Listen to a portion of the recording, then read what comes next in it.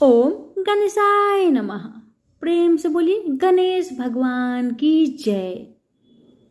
आज सुनेंगे ज्येष्ठ मास की गणेश चौथ व्रत कथा। श्री पार्वती जी ने अपने पुत्र गणेश जी से पूछा कि हे वत्स, ज्येष्ठ के महीने में चतुर्थी को किसका व्रत और पूजन करना चाहिए? श्री गणेश जी ने कहा, हे माते, ज्येष्ठ मास की चतुर्थी को एकदंत गणेश की पूजा और व्रत करना चाहिए। यह चतुर्थी का व्रत और पूजा सौभाग्य को बढ़ाने वाला है। इस दिन शुद्ध घी से बने पकवानों का भोग लगाना चाहिए। अब आपसे इस व्रत की कथा को कहता हूं, सो आप सुनो। बहुत समय पहले पृथु राजा के शासन काल में एक ब्राह्मण रहता था। उसका नाम जयदेव था। उसके 4 बेटे थे। उन चारों की 4 बहुएं थी। बड़ी बहू बचपन से ही यह व्रत करती थी। जब ज्येष्ठ का महीना आया तो बड़ी बहू ने अपनी सास से कहा, माँ, मैं सदा से यह व्रत करती हूँ, इसलिए मुझे यह व्रत करने की आज्ञा दीजिए। बहू की इस बात को उसके ससुर ने सुन लिया। ससुर बोला कि बहू, यह तुम्हारी उम्र खाने पीने की है। इस उम्र में तुम्हें व्रत उपवास नहीं करना चाहिए।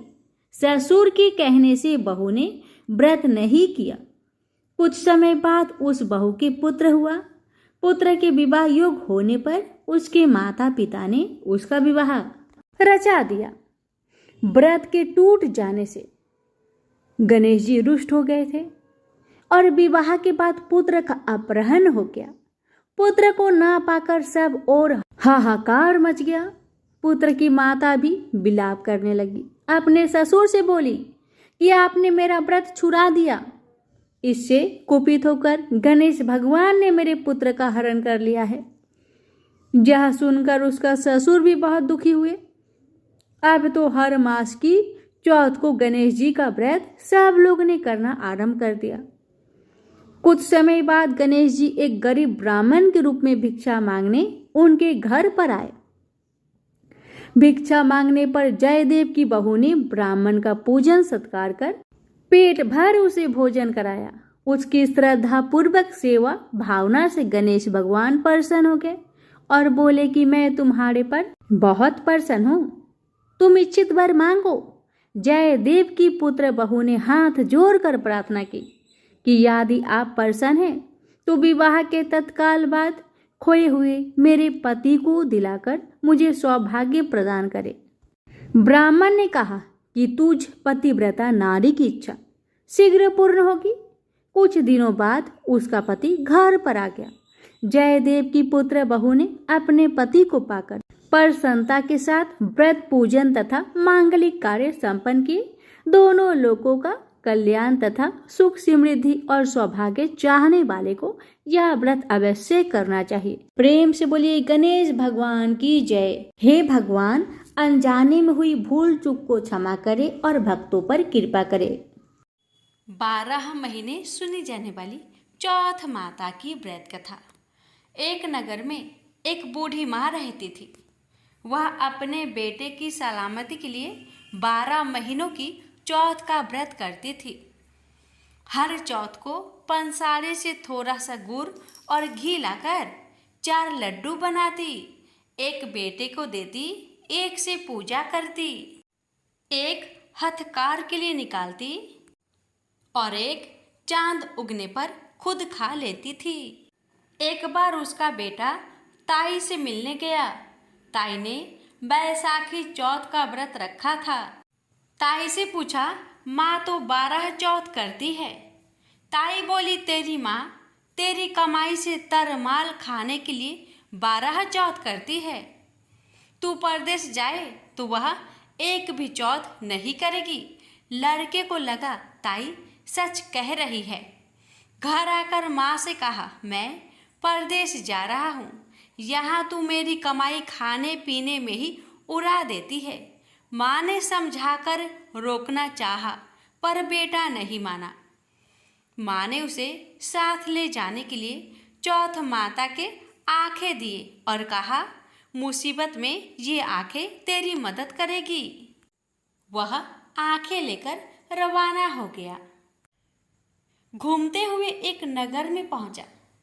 उसने देखा एक बूढ़ी माँ रोते जा रही थी और पुआ बनाते जा रही थी। उसने कारण पूछा तो बूढ़ी माई ने कहा, बेटा, इस नगर की पहाड़ी पर एक दैत्य रहता है। पहले वह नगर में आकर कई लोगों को खाने के लिए मार देता था। अब राजा हर घर से एक आदमी दैत्य के पास भेजता है और आज मेरे बेटे की बारी है, इसलिए रो रही हूँ और उसी के लिए पुए बना रही हूँ। वह बोला, तू पुए मुझे खिला दे, तेरे बेटे की जगह मैं चला जाता हूँ। बूढ़ी माँ ने खीर पुए उसे खिला दिए। खा पीकर वह सो गया। रात को राजा के सैनिक आए तो बूढ़ी माँ ने उसे भेज दिया।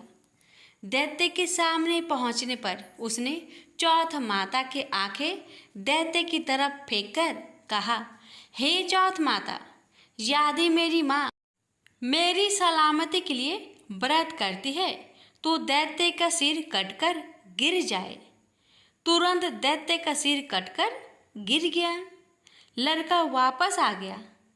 राजा ने उसे उपहार देकर विदा किया। चलते हुए एक दूसरे राजा के नगर में पहुंचा। इस राज्य में आवा तभी पकता था जब एक इंसान की बलि दी जाती थी।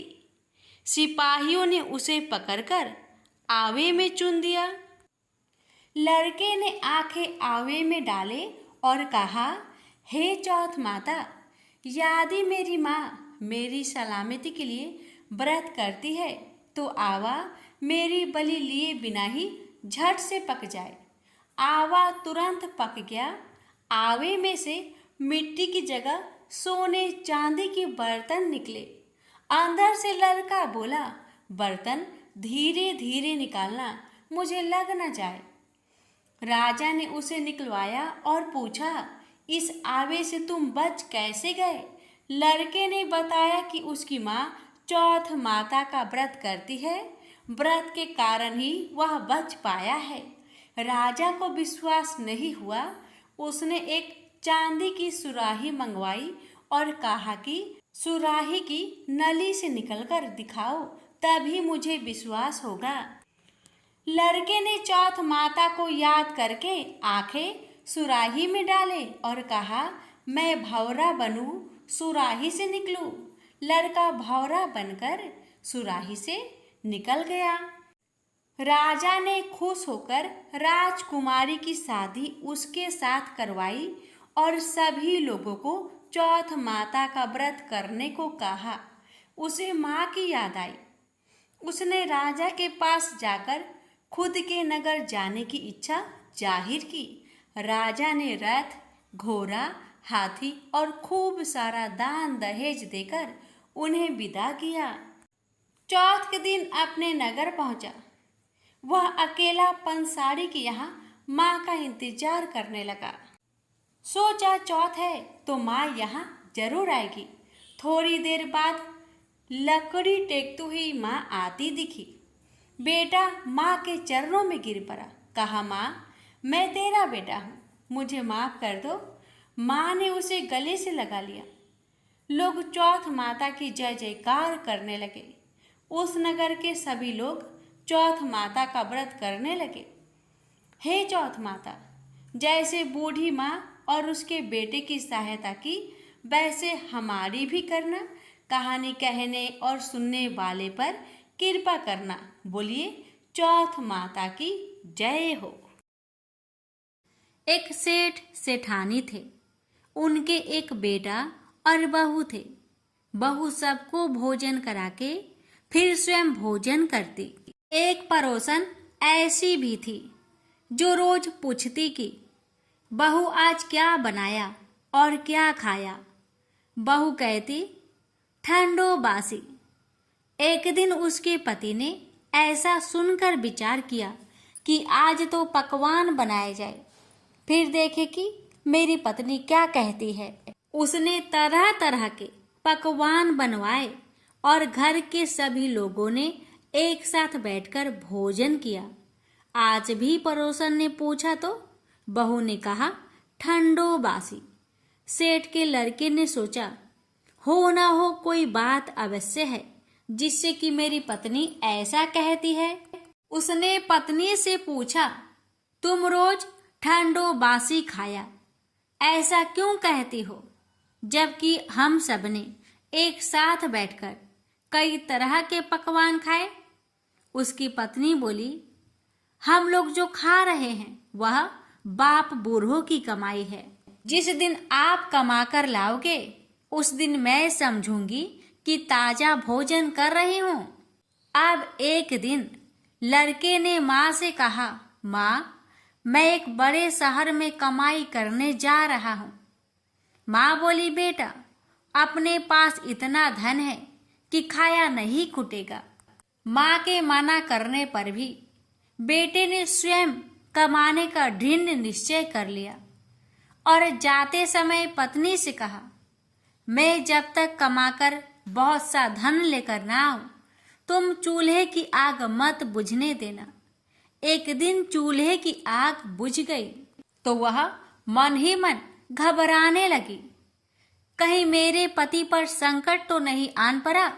जल्दी से पड़ोस में से आग लाकर चूल्हे में रख दूं, ऐसा विचार करके पड़ोस में गई।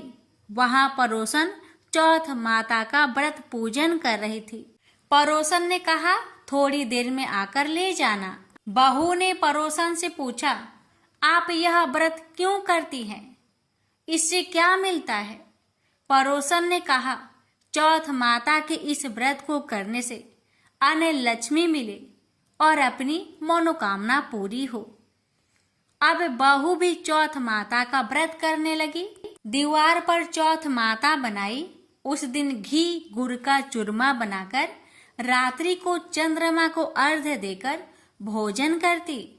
ऐसा करते करते बहुत दिन हो गए। चौथ माता ने उस बहू के पति को सपना दिया कि साहूकार का बेटा तू जागे कि सोवे, तेरी पत्नी बहुत याद कर रही है, घर जाकर उसकी चिंता मिटा। तू दुकान खोलकर कंकु केसर का पगलिया बना के बैठ जाना, आज तेरा हिसाब किताब चुकता हो जाएगा। अब तो चौथ माता ने जैसा कहा था वैसा ही हुआ। उसने घर जाने की तैयारी की और गाड़ी भर के धन दौलत लेकर चल दिया। रास्ते में एक बड़ा सा काला नाग फन फैलाए बैठ गया और कहने लगा आज तो मैं तुझे डसूंगा, छोड़ूंगा नहीं, आज तेरी आयु पूरी हो गई है। तो सेठ के लड़के ने कहा आज चौथ माता ने मुझे सपना दिया है तो मैं अपनी पत्नी से मिलने घर जा रहा हूँ। वहां मेरी पत्नी बहुत चिंता कर रही है, मैं उससे मिलकर जरूर आऊंगा, तब तुम मुझे डस लेना। नाग ने कहा तुम शपथ पूर्वक कहकर जाओ तो मैं तुम्हें जाने दूंगा, परंतु लौट कर नहीं आए तो तुम्हारे घर आकर मैं तुम्हें डस लूंगा।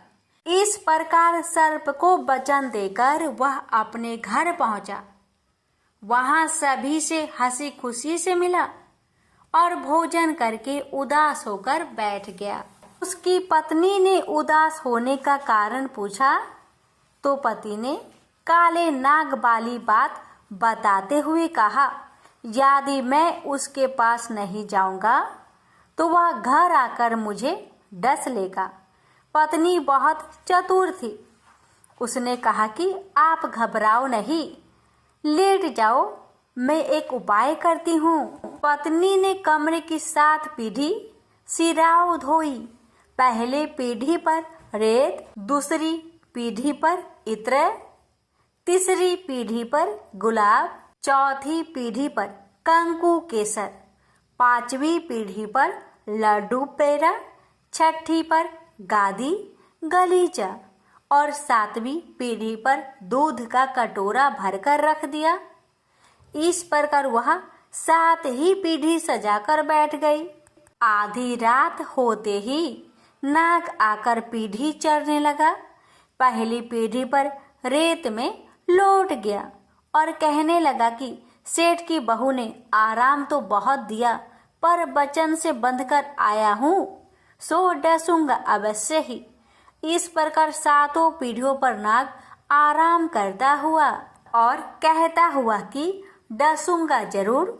कमरे में जाने ही वाला था कि चौथ माता ने विचार किया कि मैं इसे नहीं बचाऊंगी तो संसार में धर्म कर्म और व्रत पूजन को कौन मानेगा।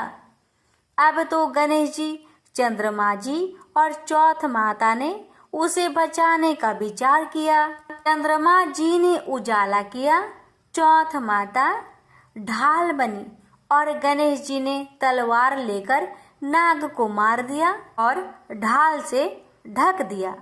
अब बहू भी थकी हारी सो गई। दिन उगा तो लोग बेटे से मिलने आए, परंतु बेटा बहू तो उठे ही नहीं थे। बहुत देर हो गई तो माँ उन्हें उठाने गई। माँ ने 7 पीढ़ियों पर जो कुछ देखा तो बहुत घबराई और बेटा बहू को आवाज लगाई, बेटा बहू उठे तो देखा कि एक ढाल तलवार वहां पड़ी है। अब ढाल उठाई तो वहीं काला नाग मरा हुआ पड़ा है। बेटा बहू ने सोचा कि आज तो धर्म कर्म ही आड़े आए हैं, जो भगवान गणेश जी और चौथ माता ने अपनी रक्षा की है। हे चौथ माता, आपने जैसी सेठ के बेटे बहू की रक्षा की, वैसी ही रक्षा सबकी करना। प्रेम से बोलिए चौथ माता की जय हो, गणेश भगवान जी की जय हो। गणेश जी की कथा। एक बुढ़िया माई थी। वह बहुत गरीब थी, आंखों से अंधी थी। उसका एक बेटा और एक बहू थे। वह बुढ़िया सदैव गणेश भगवान जी की पूजा किया करती थी। एक दिन गणेश जी प्रकट होकर उस बुढ़िया माई से बोले, बुढ़िया माँ, तू जो चाहे सो मांग ले। बुढ़िया माई बोली, मुझे तो मांगना नहीं आता भगवान, कैसे और क्या मांगू। तब गणेश भगवान जी बोले, अपने बेटे और बहू से पूछकर मांग लेना। तब बुढ़िया माई ने अपने बेटे से कहा, बेटा गणेश जी कहते हैं तू कुछ मांग ले, बता मैं क्या मांगू। बेटा ने कहा, माँ तू धन मांग ले। बहू से पूछा तो बहू ने कहा, सासू माँ नाती मांग लो। तब बुढ़िया माई ने सोचा कि ये तो अपने अपने मतलब की बात कह रहे हैं, अतः उस बुढ़िया ने पड़ोसन से पूछा तो उन्होंने कहा कि बुढ़िया माई, तू तो थोड़े दिन तक जिएगी, क्यों तू धन मांगे और क्या नाती मांगे। तू तो अपनी आंखों की रोशनी मांग ले, जिससे तेरी जिंदगी आराम से कट जाए। अब बुढ़िया माई काफी सोच विचार के बाद भगवान से बोली, भगवान यदि आप मुझसे प्रसन्न हैं तो मुझे 9 करोड़ की माया दे, निरोगी काया दे, अमर सुहाग दे, आंखों की रोशनी दे, नाती दे, पोता दे और सब परिवार को सुख दे, अंत में मोक्ष दे। यह सुनकर तब गणेश जी बोले, बुढ़िया माँ, तूने तो हमें ठग दिया, फिर भी जो तूने मांगा है वचन के अनुसार सब तुझे मिलेगा। और यह कहकर गणेश जी अंतर्ध्यान हो गए।